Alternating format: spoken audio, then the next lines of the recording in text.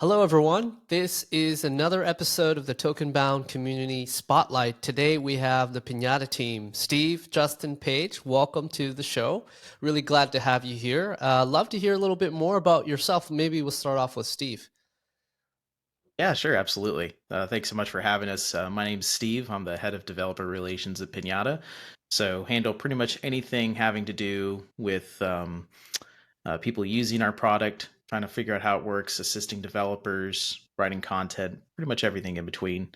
And almost been 2 years at Pinata, and I think almost two or three in the Web3 space. So it's been pretty awesome. Incredible. Steve, welcome, welcome. Justin? Yeah, thanks again for having us. Excited to be here. I am head of product at Pinata. Been here for 3 years. I was actually the first hire. Came on as a contract engineer at Pinata when it was just the two founders. And I've been in Web3 since really 2015, when it wasn't called Web3 back then. It's just blockchain back then. But definitely excited to talk more about Pinata and Cosmic Cowboys.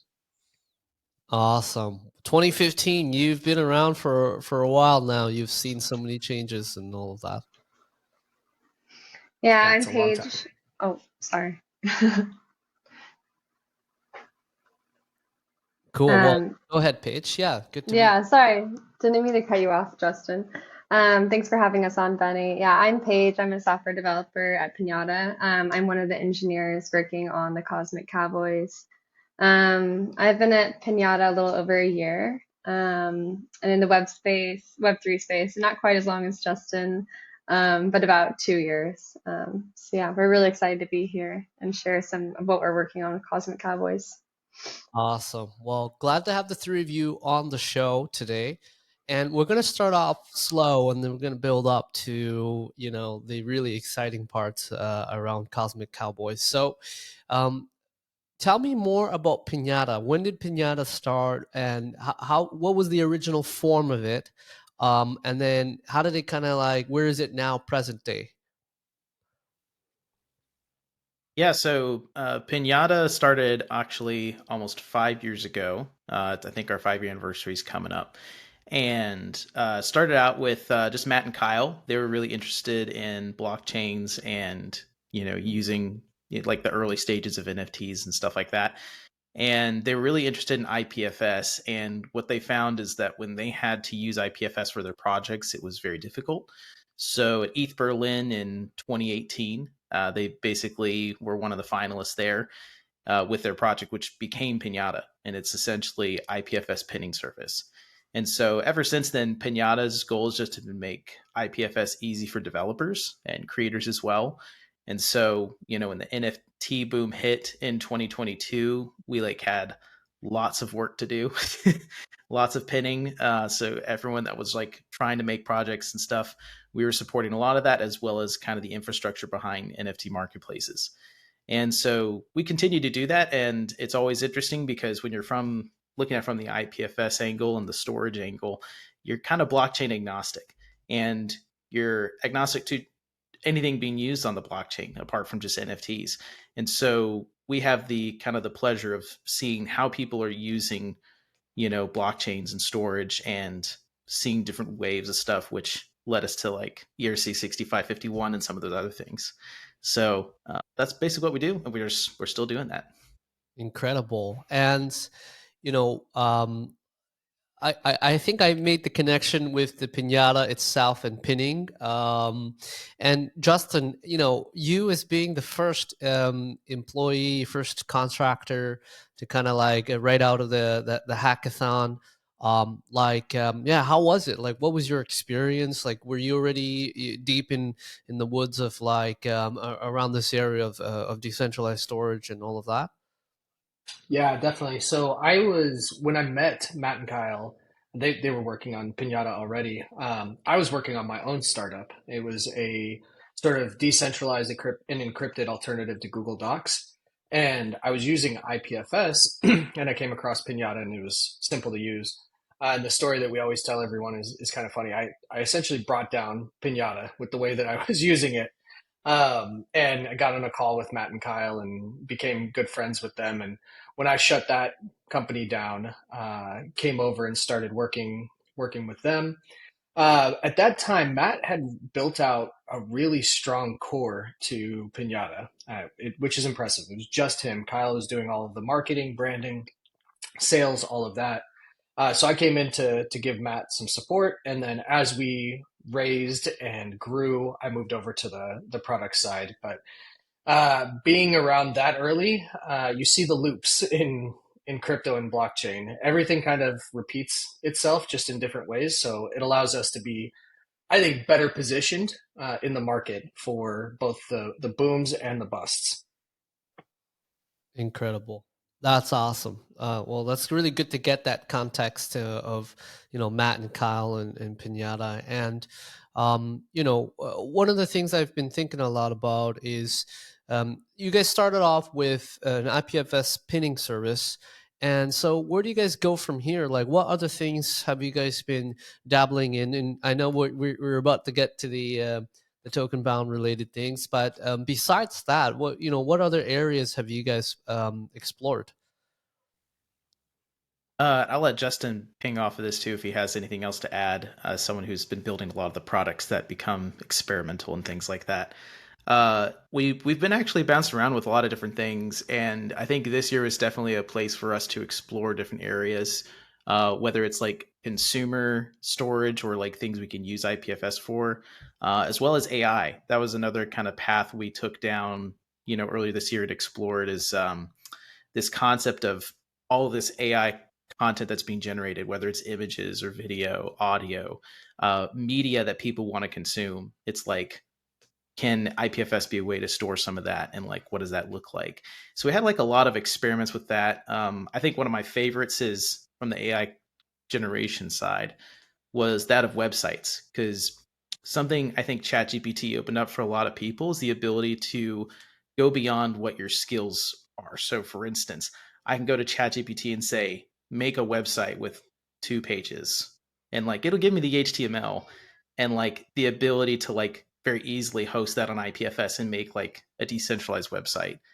Really small concepts like that I think were really interesting that we're just kind of testing out. So but like I said, yeah, we kind of experiment with all sorts of stuff. I don't know if Justin, you want to add One to of that too. the Yeah, I mean, the experimentation thing is sort of encoded into us. Winning at a hackathon as the founding story kind of makes that happen. But we go to basically any hackathon that we can, and not just for judging, but for participating because it unlocks the creativity. And one of the projects Paige was working on, maybe you want to touch on submarine.me a little bit, Paige, is one of those experiments, right? We're always going to have the core IPFS pinning service, dedicated IPFS gateways, but we're also going to experiment with what you can build with that. So, uh, Paige, I'll let you kind of talk a little bit about submarine.me since you built most of that. Yeah. So submarine.me, we were kind of exploring other ways that we can add value and what other markets that we can kind of tap into. Submarine was kind of interesting because it was a shift away from our traditional approach of developer tools and was actually building kind of like a user interface for creators who are maybe not as tech savvy. And so that was really fun, like incorporating different kind of Web3 aspects and making them approachable to more of the like mainstream users, people who are not as, I guess, familiar with all the Web3 jargon. And that was really fun to work on, and just getting feedback from, people who are using NFTs and things like that in different ways. So. And Paige, double tapping into that, like how has it been for your journey, like entering into space and joining Pinata? Is Pinata the first? Have you done Web3 experiences or building in that space prior to joining the company or the team? Yeah, so I'll give like a little bit of background of how I got into Web3. So my brother and sister are both graphic designers, and so when the NFT craze hit, they were very much like involved in that. And so that kind of led me into the smart contract side and exploring the technical side of these NFTs. And at the time, I was doing more actually like embedded systems. So I started going to like as many hackathons as I could. And that's kind of where I got most of my Web3 experience prior to working at Pinata. And it was crazy just going to a hackathon for a weekend. Like I'll be studying concepts for a month. I'll go to a hackathon and I'll learn more in one weekend than I've learned in a whole month. So it was awesome. I mean, yeah, I really good really experience. That's awesome. Yeah, I really love that you guys are still, even it's been since 2015. You guys, Justin, you've been in the space for 2015, and Pinata has been founded for several years now, and you guys still attend hackathons. Were there some notable hackathons this year that you guys or some of the team members attended that you guys were like, wow, this is really, really amazing? Yeah, anyone that are notable highlights for 2023 since we are near the end of this year? Go ahead, Paige. You talk about your stuff. Yes. I really enjoyed ETH New York this year. I thought some of the projects, the finalists, were really impressive. You see like a big shift. I feel like a lot in the past, a lot of hackathons, you saw projects being built for almost other developers in this space or being built on top of each other. But at East New York, I feel like there were quite a few finalists who were really focusing on onboarding and focusing on kind of bringing more users into Web3 and making it more accessible. So I think that was really cool for me to see. Awesome. I think Paige went to ETH Denver, ETH New York. Were you at ETH Denver? I know we sent Yeah, people to ETH Denver. Yeah, yes. and she's been And at all the Waterloo ETH too. global events basically. yeah, Yeah. ETH Waterloo as well. ETH Waterloo had some really impressive projects as well. Do you want to talk about the DeSci project you were part of too? Yes, that feels like forever ago. So I'm trying to remember with all of the um, everything we've been building. So yeah, Pinata sent me and two of our UI UX designers to ETH New York, and we are kind of interested in different industries or different aspects of Web3 and how they're using IPFS. And this kind of led us into the DeSci space. I hadn't really done anything with decentralized science. And this was also kind of my first touch on the ERC 6551. So we created a project. It's basically a funding app for different research projects, and that is actually created as an NFT, an ERC 6551. And then what we did is we actually had NFT owned safes. So we were able to deploy like a safe owned by the Tokenbound account that was easily transferable. And we thought this was kind of interesting because it was one of the first ways that I started using the ERC 6551 and looking at the benefits of, if you transfer this NFT, like you're not just transferring an NFT like you were in the past, you're transferring all the assets that are also tied to the NFT. Yeah, that was a really interesting project, and DeSci is really, for me, I find that really fascinating as well. So it was fun to kind of merge those two interests together into a project. Is that project still running, or is that was part of the hackathon, or Yeah, that was just a hackathon project. We didn't pursue it past the hackathon. But if you are interested in looking at it, it's called Swirl. And I'm pretty sure it's listed on the ETH Global's showcase somewhere. So awesome? Because they won. She leaves that out. Oh, congrats on that win. Yeah, that's thank and you. and do you guys staying on this area of hackathons, like what's 2024 look like for you guys? Are you guys gonna be showing up to most of the events? Are you guys gonna be taking a different approach? Or yeah, I'd love to hear if you guys have thought about 2024. I know we're not quite there yet, but it's coming up quick. Yeah, I think we'll be attending as hackers to ETH Denver. I think that's already started getting rolled out. I think we'll probably. I know Paige will usually, find her way to like every single ETH Global event, so she'll probably be at all of them. Rest of us, we'll see if we can make it. We're also in very preliminary, maybe not totally guaranteed, but looking at possibly hosting some of our own hackathons, both in person and remote. So we just started talks on that. That could be happening 2024 as well. Ooh, that's going to be exciting. Have you guys hosted hackathons before? We've helped sponsored, but not fully host. We've Yep. done internal hackathons 2 or 3 times, which has been really fun as well. Yeah. And how big is the Pinata team now? Like, how many folks are on the team? We were at 18 people. 18 Is that people. right? Yeah. Mm-hmm. Yep. Total That's 18. Yeah, I think I think, in the Web3 space, folks that have been around for a while, like, almost all three of you, it's been interesting to see the space grow and balloon and over the bull market, and then kind of like a reversal of that over the last year or two. And it's great that, you guys kind of kept it lean and mean and focused and have a lot of room to experiment. I think that's a really fascinating thing about the company that you guys are a part of. And certainly we don't have enough time to dive into all the cultural aspects, because I think that's going to be really interesting things around company building and all of that. So diving into ERC 6551. I guess the question from my end is, how did you guys discover it? Like, how did it kind of, pop up? And who, was there like a Slack message, or was it you, Steve, or Justin? Like, how did it get discovered from the Pinata side?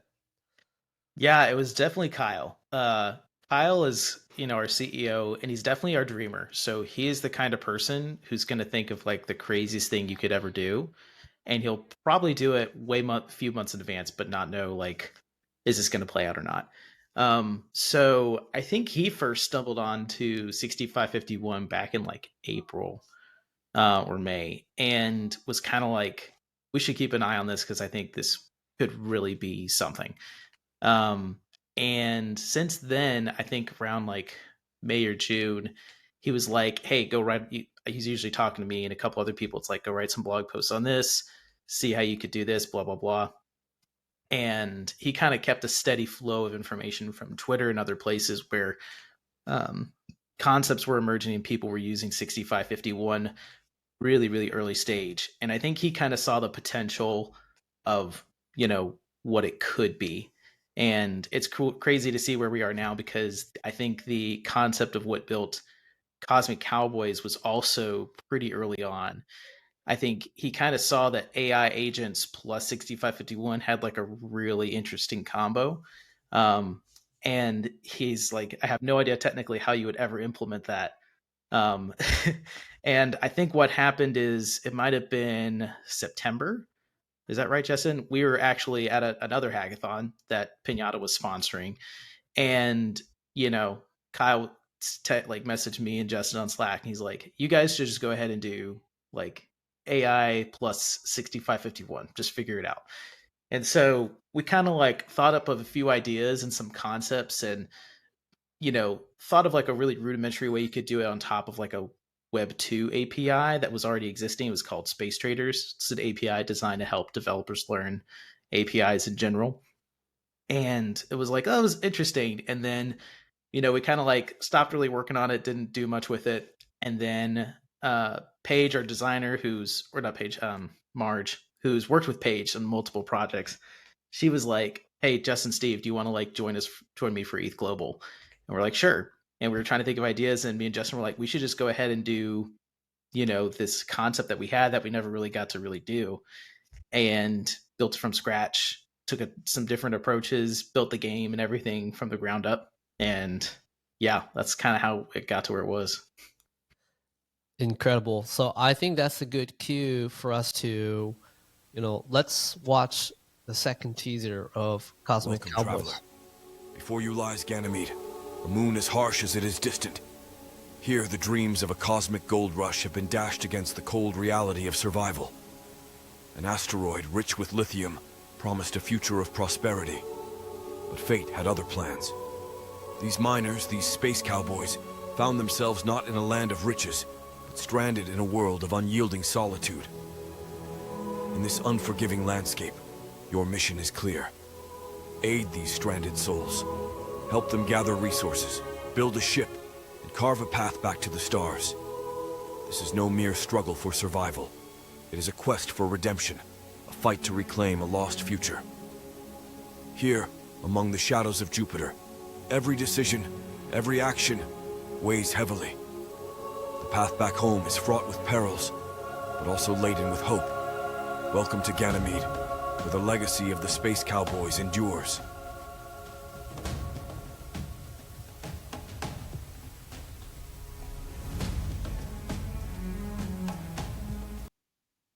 Okay, first of all, I gotta say, wow.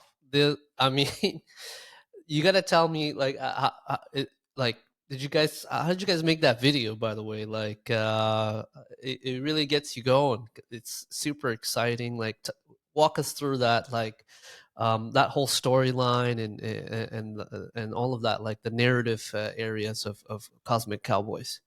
Oh yeah, absolutely. I think it was kind of spawned from just the name. We were trying to think of we like the idea of some kind of space cowboy thing, and use a little chat GPT, and like eventually kind of combined our own names and came up with Cosmic Cowboys. From there, Justin, who's also, I'd say an accomplished writer, basically wrote the entire storyline and backstory to Cosmic Cowboys. And from that, what's been great is we've been able to feed that into all sorts of stuff. So all the images, we feed as prompts, from that storyline. So we're able to get character images, the planets, and all that other stuff, and then animate those using Runway. And yeah, it just kind of like took off. We just liked the idea of that Cosmic Cowboy idea and just kept building and building off of it. But like I think that core story was kind of from Justin, where there was basically this gold rush for lithium in this future world, and like it's all in this asteroid past Jupiter. They'd all try to go out there. There was some kind of seismic shift, made everybody stranded on this moon of Jupiter. Yeah, it's been a lot of fun. All right, Justin. Now we're gonna we okay. So, Justin, tell. I mean, I think there's a lot of timely topics here: lithium, gold rush. So tell us, like, what has really inspired you with the story? Like, where did you draw from? Love to hear that. Yeah, so I've been reading a lot of science fiction, so that helped. But lithium is just a big part of electricity, electric cars, homes, all of that, which is the direction the world is going. But the thing is, lithium is finite, so finding that in space is going to be super exciting for the entire world. And so I got to thinking about what it would look like if there was this giant rock that's just essentially billions of dollars worth of lithium up there. It would look exactly like the 1840s gold rush, right, in the United States. And so then I was like, well, what would that look like with spaceships? And who would be going on these spaceships? It'd be this ragtag group of people that don't know how to go through space, but they're going to get a spacesuit. They're going to build a quick spaceship. Maybe Elon Musk helps them build a reusable rocket, sends them out there, and then just kind of took the story from there. I think it's timely, but also just kind of fun and silly. Got it. Got it. And did you guys start story first and then development, or development first and then story, or was it in parallel at the same time? We had the story first. I mean, technically, Steve and I had already hacked on a very similar idea beforehand, so we knew kind of the direction we were going to take. But we went story first for the hackathon so that we could, build visuals and build the core game loop in first. Got it. Now let's dig into a little bit of the details. So beyond the story, like, tell us a little bit about the game itself. I know there was references to ERC 6551 and NPCs and all that, but what do you guys, from your perspective, what do NPCs stand for, or what do you think it represents? You also mentioned AI agents and all of that. Like, how do you kind of see these worlds colliding, literally? Yeah, absolutely. So, what probably helps in the context of, you know, what NPCs do for the space is like in the context of Cosmic Cowboys. So the gameplay in Cosmic Cowboys is that you kind of log into like this terminal, esque thing, and it's almost like a communication terminal. You're like talking to these different miners that are stranded on the moon, and each miner is an ERC 721 NFT, and they have uh, ERC 6551 token-bound accounts, which allows them to have their own currency, deposits, allows them to have supplies and food. And so you're able to create kind of these other players amongst yourself where you're able to talk to them. And in the game, the goal is to try to get a planet jumper, which you can kind of earn by grinding through achievements, or you can, just purchase them. And then with the planet jumper, getting all the requirements you need to build a ship. And then if you build a ship, you can select a miner, and that will rescue them off the moon and put them in your wallet.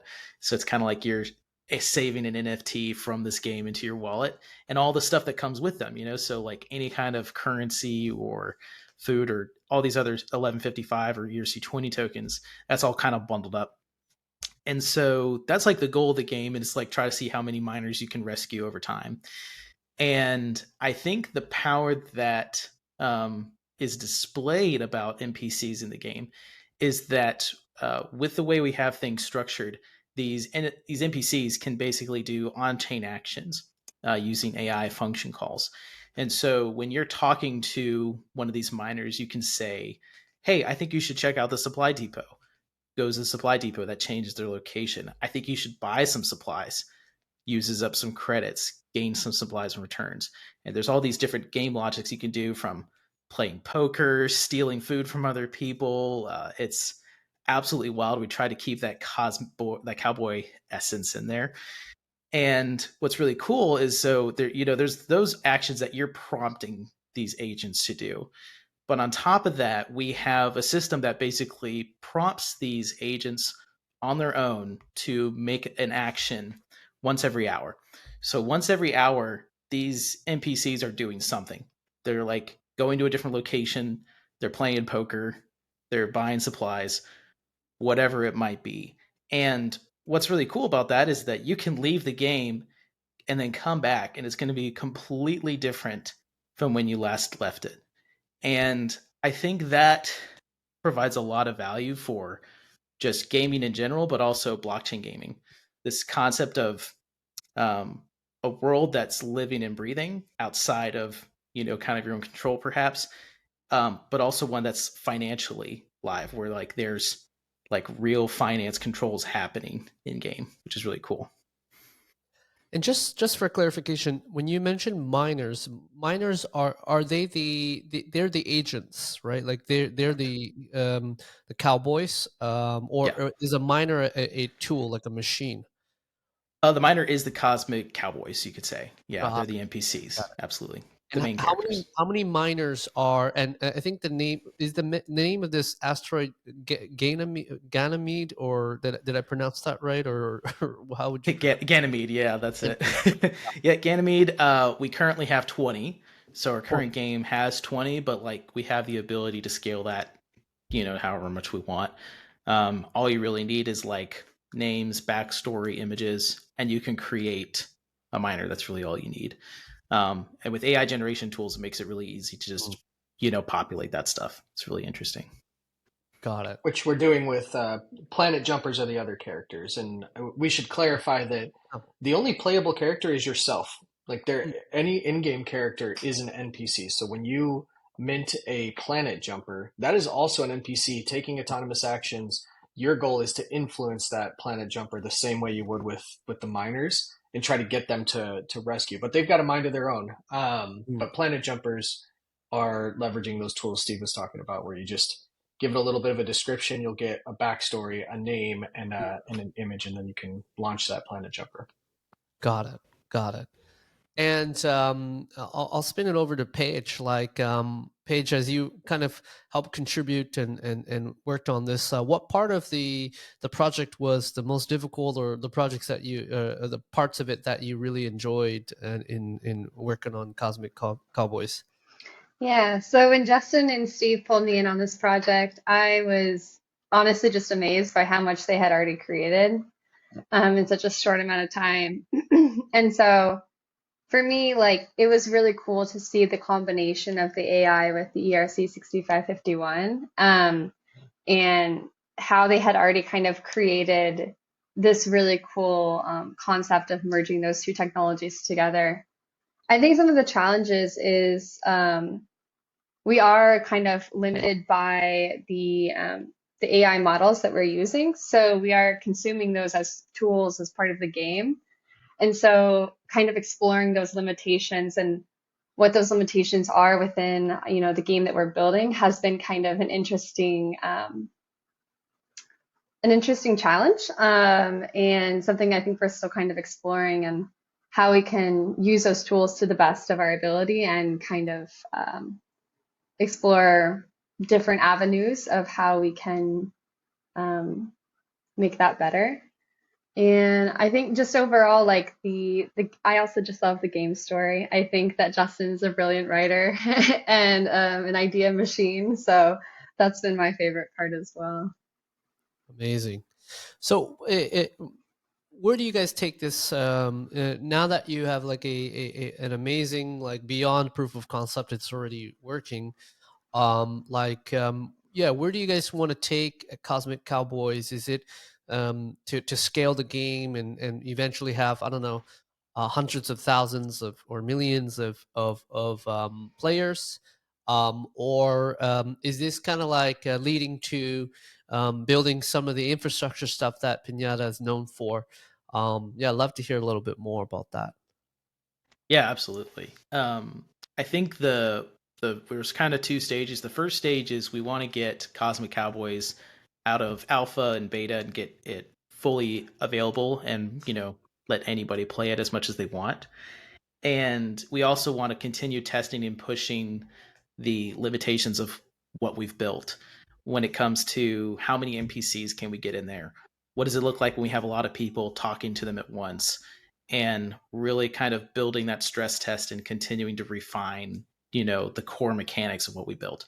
And that leads to stage two, which is eventually we'd love to, build something like an NPC engine, where a developer or a game developer can like use this tool, pump in all the information that they want in their game, the game logic, and that equates and builds a smart contract that they own, hooks up to an API or engine that we have that lets them do the chatting with agents, the automated functions, and basically a gamer can spin off their own version of Cosmic Cowboys or whatever they want to do and truly make it their own theme. And on top of that too, I think what's really cool with Cosmic Cowboys is that the UI that we've built is kind of text based, but because it's on chain and all the actual game logic and functions are on chain, pretty much anybody can build their UI on top of it.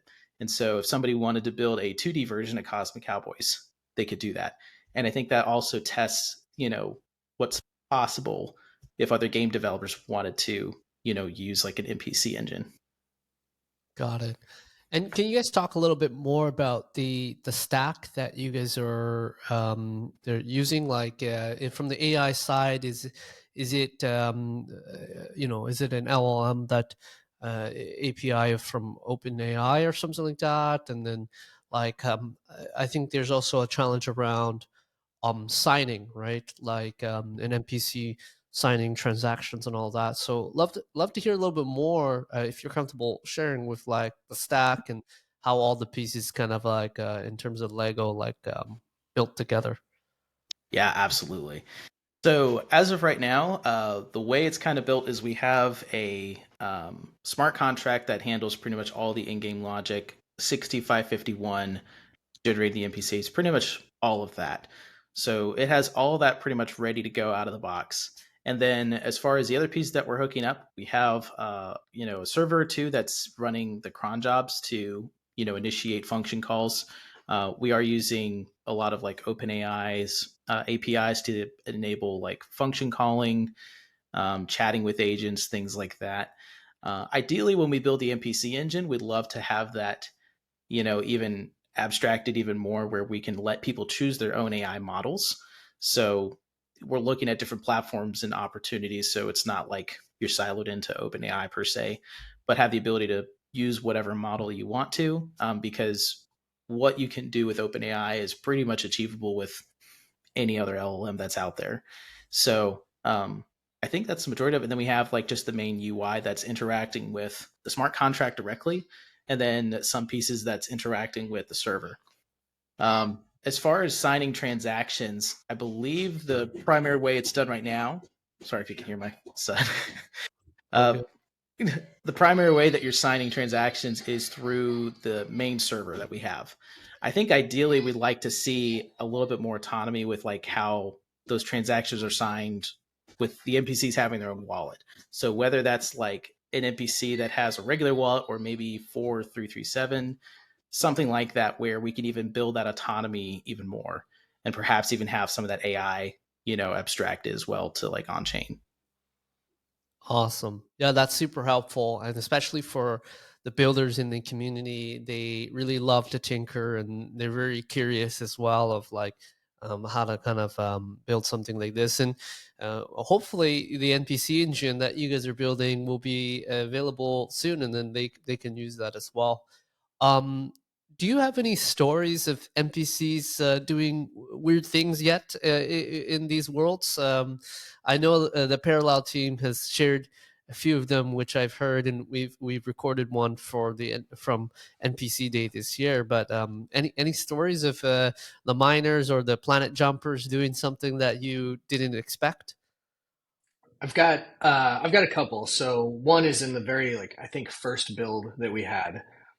It kind of actually showed the intelligence of AI and our stupidity, honestly, because we the first version of the game, the various locations we had available didn't have much to do except for the supply depot, and so we launched the game, and all of the AI agents are making their decisions. We come back the next day, and every single AI agent had moved to the supply depot. So it was kind of interesting to see them say, oh, this is where all the action is. I should go there. And they made those decisions all on their own. We've improved the game so there's a whole lot more for them to do throughout the map. But another interesting one was actually last week. Kyle, our CEO, was playing the game, and you can play the NPCs can play poker at the bar. But he told the NPC he'd rather them play poker with him, and he managed to get this AI agent to play a virtual game of poker and then blackjack with him all through chat, which was really fascinating because we did not include that in any of the game story. We didn't suggest to the AI agents that they could do that. But the simple fact that you're chatting with these characters and they have their own personalities allows it to happen. So that was pretty cool. I don't know, Steve or Paige, if you have any others. I think that sums up mine. Watching them play a lot of poker and eventually going broke has been really fun to watch. So Yeah, they're degenerate. These NPCs that they go to the bar and they play poker. The way it works is there's you put up the NPCs put up 5 credits, which are ERC 20 tokens, and they will either lose those credits or they will get 10 back. And you can see all the NPCs that are degenerate gamblers because now they have 0 credits. How do they regain credits?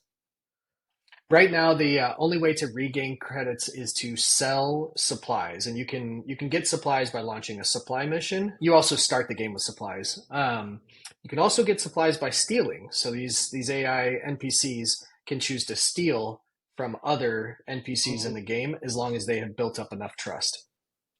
Man, it's like Lord of the Flies or Squid Game or something on these planets. Like It's you wait and it's wild. see. I'm happy to report that they feel very bad when they steal and when they attack. They tell us all the time that they feel bad about it, but they'll do Really? it.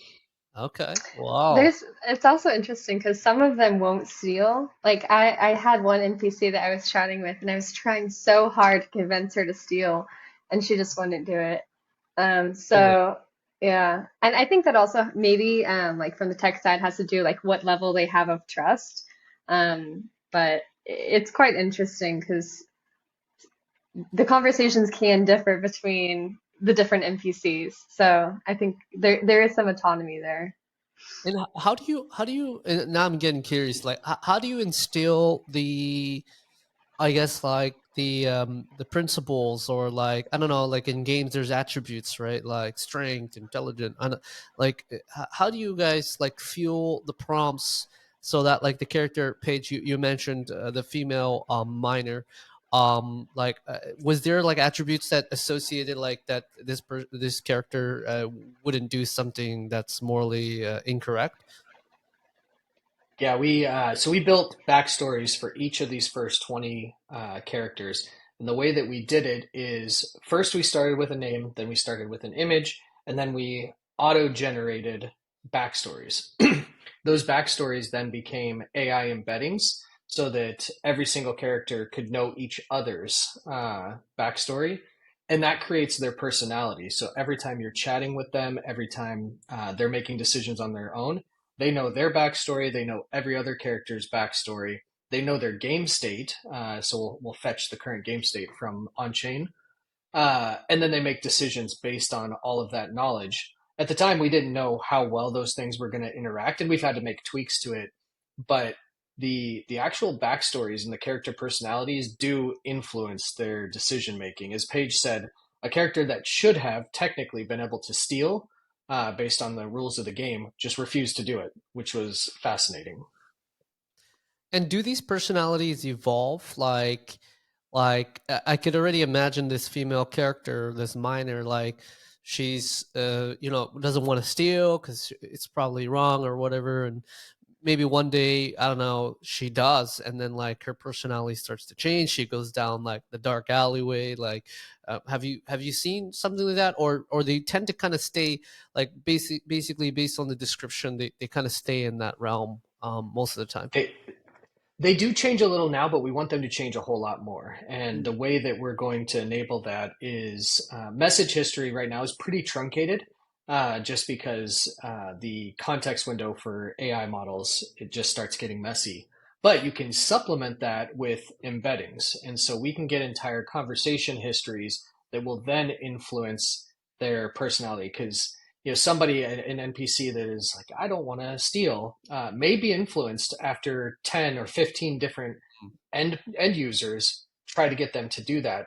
Right now they don't have access to that history, that big of a history. So we do want to see the changing personality, because that's human, and we want them to feel as human as possible. How does it feel? And I'd love to hear all three perspectives. I mean, how does it feel to be like I don't know what the appropriate word, but you're like the game creator, right? You're like defining the rules of these characters. Like, yeah, how does it feel for you to be in that seat? Say it's pretty wild. Um and it's always kind of interesting to find that, fine line of like, this is a computer, I'm like talking with a computer, versus like, how immersive could you see this getting?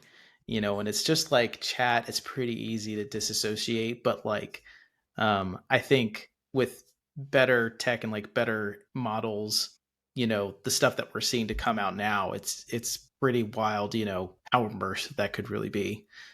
So yeah, it's interesting for sure. Awesome, Justin Page. For me, it's the most exciting thing is seeing my son, my oldest son, play this game. From even during the first week of the hackathon when we had something for him to try. He's been playing it throughout, and he just gets immersed. He first tried to kill all of the miners, tried to get them to lose all of their health, but then he just got into it and started playing the game his own way. My wife has even played it, and sometimes she'll just chat with the NPCs, not even trying to play the game, just chat with them, and that's fascinating to me. Yeah, I think for me, when I first started like kind of messing around with the game and playing with it, I did kind of chats that were a little bit more predictable. But then I got a little bit bolder, and it was fun to experiment like how far can you push these NPCs. And yeah, that's kind of been the most fun part for me. Wow. So Cosmic Cowboys. As we kind of reach the time, love to. If you guys have anything to share in terms of when players can, where players can sign up and play and join the wait list. Yeah, any information you'd like to share? Yeah, absolutely. Go ahead and visit cosmiccowboys.cloud. We are going to be opening up to, I think, 50 more people this week. So definitely go sign up, as soon as you can. We're continuing to roll out our alpha and then we'll be rolling into beta very soon. And I expect, I think we had a goal by January. It's like mid-January. We want to actually have the full production game fully open, ready to go. So definitely be on the lookout for that. And you can also follow us on Twitter. I have our own Twitter account now. It's 0x Cowboys with full degen with the handle. So definitely come find us. Awesome. Justin Page, anything else to add? Any shout outs that you'd like to make? Shout out to Marge, who's not here, for building an incredible user interface for this game. That's the first thing I think everybody comments on. So really, really happy that she's on our team. Yep, Yeah, ditto. I think the team's got it covered. But yeah, shout out to Marge. Awesome. Well, you heard it. You heard it here, folks. Cosmic Cowboys, 50 more slots opening up, and then it's going to expand much more quicker. And this type of game style is so new. We've only seen a few, like maybe one or two or three projects, kind of merging these two together. And I can't wait to kind of see where this goes. So again, thank you for the three of you for coming to the Community Spotlight show. Steve, Justin, Page, really appreciate your time. Thank you so much for having us. Really Thanks, guys. appreciate Appreciate it. it.